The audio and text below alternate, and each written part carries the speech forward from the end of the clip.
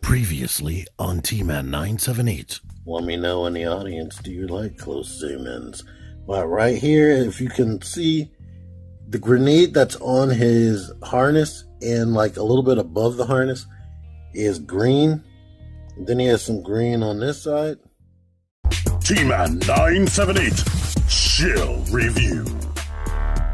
Hello everyone, T-Man 978. Most of this is on loan to me from Michael from Junkie on Crafts and Builds, except that I bought that myself. This is Animal Warriors of the Kingdom, Blight right here. These two guys right here, I can't save their names to memory right now, but that's Lexion and Vero Atlus. There seems to be just extra person right here, Core Dune. So I believe they must be part of Wave 2 of Series 1, if I'm not mistaken. If you're heavy in the action figure community, I'm pretty sure you've heard of these. But if you're not, they're made by a company called Spiro. A bunch of guys around my age who decided that they wanted to make their own toy line. And just like some other toy lines, like Mythic Legions and whatnot, they're in this is the more anthropomorphic animal mythic swords and sorcery realm. I myself have been on the fence. While they looked decent enough, it's a property that is brand new, so the lore you'll have to go out and look for it yourself as far as comic books and whatnot, or just studying their website. There's no pre-installed lore. If these were Thundercats or something like that, officially licensed, I probably would have jumped on it. And even though they're not, I'm going to go into why you should be interested or why you shouldn't be interested. Anywho, I only have his packaging. As you can see, they have artwork on this side and that same artwork on the back with a bio. And let's zoom in on his bio so you can read that. The other people you will have to research yourself. Here are their names for your research. This right here is just a loot pack. Some of these weapons come with them and are just repainted. And in fact, I think there's only one or two things in here that I don't have with the other figures already. Just like on the Savage Crucible, they have this warning right here with the same symbol. So I didn't know these companies were like a unified front on this. Use the hairdryer thing, because it's like this same exact message. So that's cool. The reason I decided to review them all at once is because for the most part they seem to all have the same exact body. Things I'm noticing are different is the hands and an arm here or there. Like this one has a slightly cybernetic looking arm. This one has the armor molded to it, while this guy is pretty neutral and naked. It's like the base body with armor put on top of that. And hands, I'll show this up close. Let me just start with Blight. Yeah, as you can see, Blight is based on some type of ape. It could be a chimp, it could be a gorilla. I'm not sure. I don't know if it's specified in their comic or whatever, or if it even matters. You could see that he's an ape. He has this shoulder guard right here. The guard is actually attached. When they have these shoulder things, it seems to be that they are pegged into the arm. He has that cybernetic arm, like I was mentioning. This right here is an overlay on the armored part of the arm. And his hands, this is why I wanted to show him up close. You could tell that it looks more ape-like, and it has smaller fingernails. Down here, he has more ape-like feet with a opposable thumb down there. But these are armored overlays everywhere. And this chest harness thing, it's the same thing on Vero Atlus. In fact, I'm just realizing it's the exact same color and everything. But here he is. Yeah, the fur and the let's see if that's, yeah, the fur on the arm is exactly the same, but looking at the hands, you can see that since he's like a cat-like creature, or he's obviously a white tiger, he has sharper claws, and I don't believe it has the same type of, the fur is slightly different, maybe. Yeah, it looks like it's more caped on like a real ape would be. Let me turn it. I'll just let you see, and you can determine. But this one seems to be more like a generic body, like I said, and it just has overlays on top. There's no unique sculpting on any arms or whatnot. His feet are more humanoid. I can't say that there are sharp claws or sharp nails, but there's what he looks like. Here's Lexion. I like his face. Even though I could tell he's a lynx, I almost get a rabbit vibe as well. But he has an overlay on his chest, which is nice. All of this is a softer material. And this is attached to his arm, like I was mentioning. This is actually sculpted in and painted. And he has the sharper claw hands, with him being a tiger. A lynx. But he has the same feet as Vero. All of them in these three figures have different shin guards, different tunic pieces down here, different armor altogether.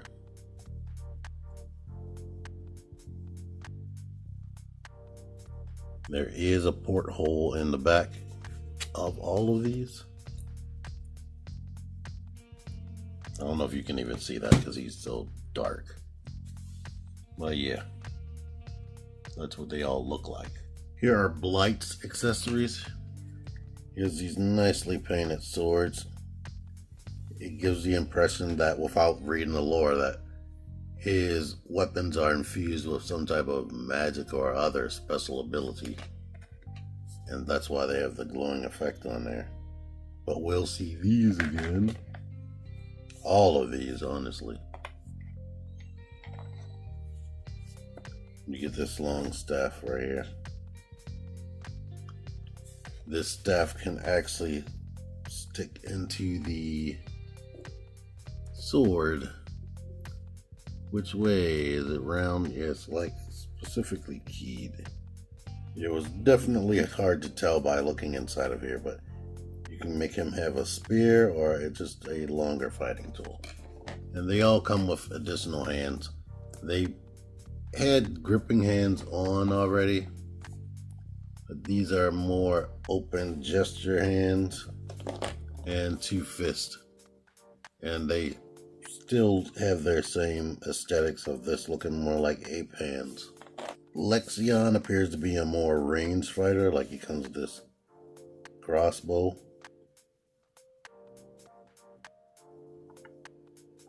Nothing loads in there or comes off, so there's that. He does have this knife. I could say sword because it's very long for a knife. This shotgun. And the additional hands. The open gesture hand, his other grippy hand, and 2 fists. And the fur is less caped on, so it looks less ape-like, but he still has that sharp thumbnail. Before I forget, none of the hands have like any special deco like spots for him or stripes because this guy is a tiger. But same hands. We get this sword again, but it's just painted gunmetal. We get this staff that plugs into the sword, There we are. You get this gun right here. Looks like it might be able to actually shoot more than one shot. But as you can see, the trigger guard is just open. You get this mystical staff looking thing, which is nice. That crystal right here, I'm pretty sure all of this is transparent plastic, but it doesn't look like it at all because of the way it's painted. This doesn't separate. And you get this axe right here, which is very long. Everything, all these weapons are fully 100% painted except that transparent plastic right there.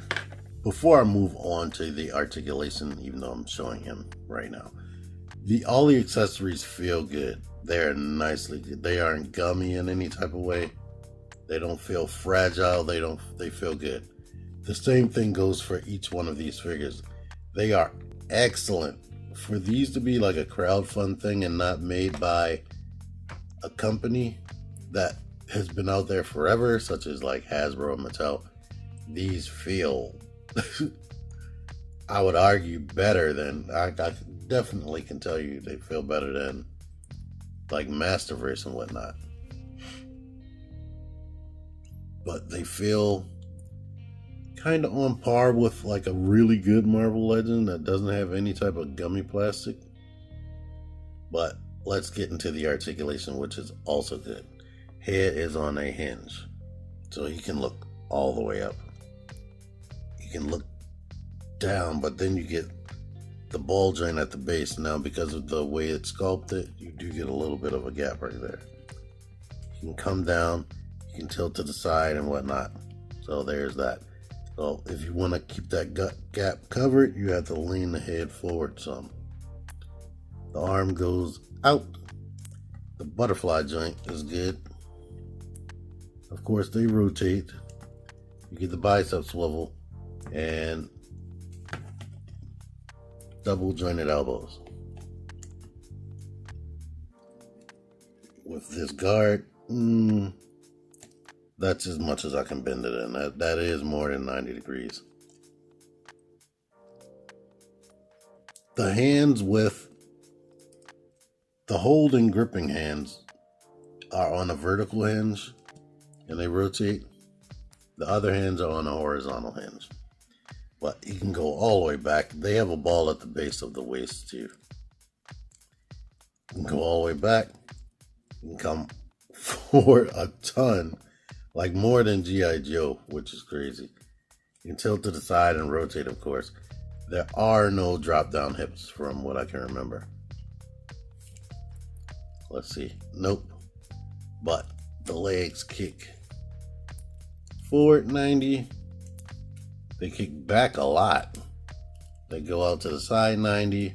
Swivel. Double jointed knees.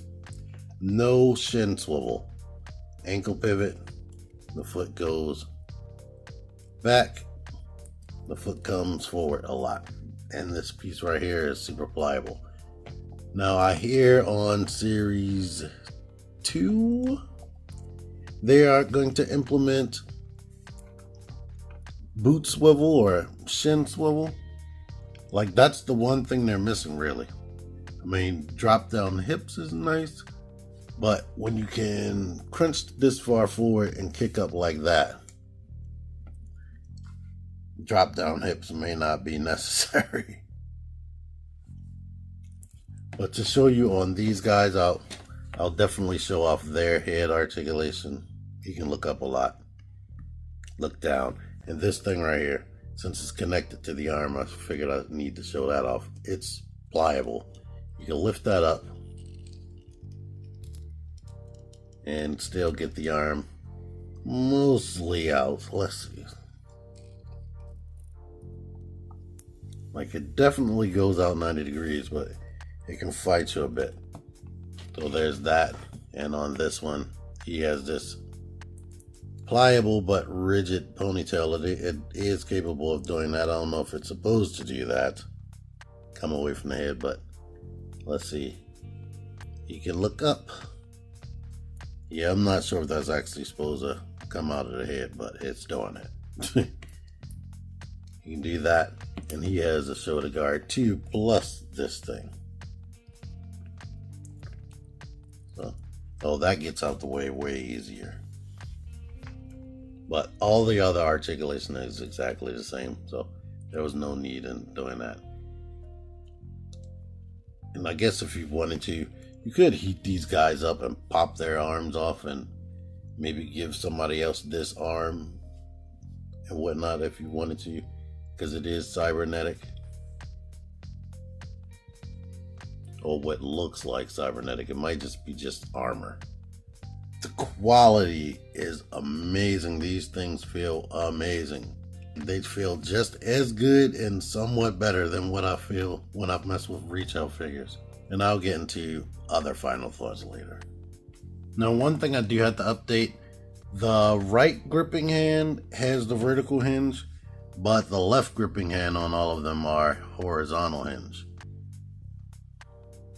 So if you want to aim down or change the way they're aiming, you definitely need to use the right hand. That's the only one capable of that. The other one just goes in like this. But while messing around with them and trying to pose them, the one thing that gets me is not having the boot swivel or ankle swivel. So you're kind of limited in what you can do, because like you can get their legs to however you want. But let's say I want to put this leg a certain way. You can, if you want the leg or foot flat, you'll have to have his ankle like all the way out to the side. Whereas something like this G.I. Joe Classified series figure, I don't have to put the leg all the way out there. I can bring it forward, and then I can still rotate the boot to where I need it to be in order for the foot to be flat. And I can have it in a more natural, realistic looking stance.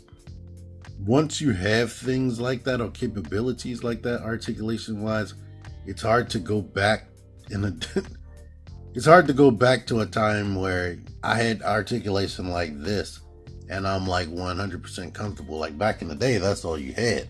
So it was what it was. And I would just go ahead and just settle on a pose like this and be cool with it. But nowadays, we don't have that type of limitations. But they hold the weapons well. The hands are appropriately pliable. It's not like a big chore on putting the weapons in the hand. Now, if you want to do something like getting the trigger finger over what looks like it should be the trigger, or getting this finger into the trigger area there, I'm having issues with that.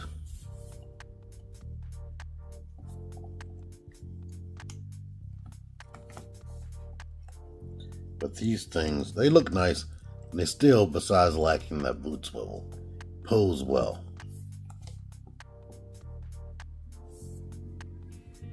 Now, haven't been having a problem with, like, his foot isn't even all that flat, and he's still standing. So if you get it more flat, you would imagine it would be more stable. But yeah, they still feel good, and they are highly posable. And they do have peg holes in the bottom of the feet, if I didn't mention that. Now, in the weapons pack, most of these weapons are the exact same thing that I've already shown. The only thing I can see different is these two smaller axes, the shield, and this scimitar type weapon right there. This gun right here is 100% identical with Vero, and the sword is 100% identical, but this, like I said, the staff is different. This axe has purple paint, and they didn't paint it all the way up. Right here's a smaller axe, and like I said previously, good quality. It's actually two of them. You got this scimitar type weapon, fully painted. we get the shield. The shield is variable. It has this handle right here, which can be like that or like that. We can even bring it over here. Here's this, and here's one unfortunate thing I'm noticing. The grip on the guns, or the handle on the gun, seemed to be very large. So it was difficult for me to get this shield in his hand. And this is more loose than I would like as well. So it seems like you will have to, if you want them to hold the bladed weapons, heat up the hand to make it go back into shape again. As you can see, this shield looks nice. I was wondering if I misplaced an accessory, like another little handle, so they can fit in the shield can go in his back, but I don't know. Like, there is a smaller peg right here, and I tried to force it into their back, but I couldn't. But even if I did that, there's no way for me to attach it to this. So it is what it is on that. Here he is with his little blades. Yeah, Vero and Blight, I didn't give them guns, so they're able to hold these with a definite tighter grip. So just go in knowing these gun handles are very thick, way more thicker than the bladed weapons. But you have so much options with what they come with and the accessory kit. So there you are. So my final thoughts, these things look good. They feel good. Me personally, one of the other things that had me on the fence is their faces are very cartoony. Now, like I was saying, if they were to be like Thundercats licensed properties, that wouldn't bug me so much because they had a cartoony face. But for me, with something like this, I would kind of want a little bit more detail or paint wash on the fur. I would want them to look a little bit more realistic. And you know what? I'm about to stop this daggone review, and I didn't do any comparisons to anything. They have been in my latest videos, at least Lexion. So you have seen them up besides some other people, but I need to bring in the comparisons. But boot swivel would have been nice, and I personally would have liked more paint wash on them and more realistic looking animal faces. Sort of like this guy, the Savage Lemurian from Savage Crucible. That's why I was leaning. I haven't bought any of these yet. This one was sent to me, but I was leaning more towards this because like it has way more and better paint and realistic looking animal head. Here's a Classified Series Bat, which is one of their taller figures. Here's one of their more average heighted figures. Marvel Legends Beast. Fortnite guy in a starting lineup dude. He is 6.5 inches tall. So at the top of this, I'm guessing he's like 7 inches tall. But anywho, all three of these have excellent things going on for them. What they have is awesome. We can forget about anything that I complain about that they don't have. What they do have is awesome. If you like the way these things look, then you should be good to go because they definitely are good quality. I just looked up the pricing on these guys and they are a touch pricey. On BBTS, I'm seeing that they are $37.99. Like I said, they are good quality, and in some areas they feel better than retail. The weapon accessories, like for Vero Atlus, he comes with a lot in these hands. So I think ultimately, once you spend the money and you get them, you wouldn't be disappointed. But they are a tiny bit pricey. If they were like $30 a piece, I would feel better about that, but yeah, so it's up to you basically. Anywho, this has gone on for long enough. Thank you, Mike. Until next time, T-Man978 out of here. Thank you all for watching. Every Thursday night at 9 p.m. Eastern, I'm on a podcast. I really love to see you there. Come join us. Join the Syndicate Toy Hunters Facebook group. Link in the description. Click the videos. Click the videos, baby. Click the videos. You should really click these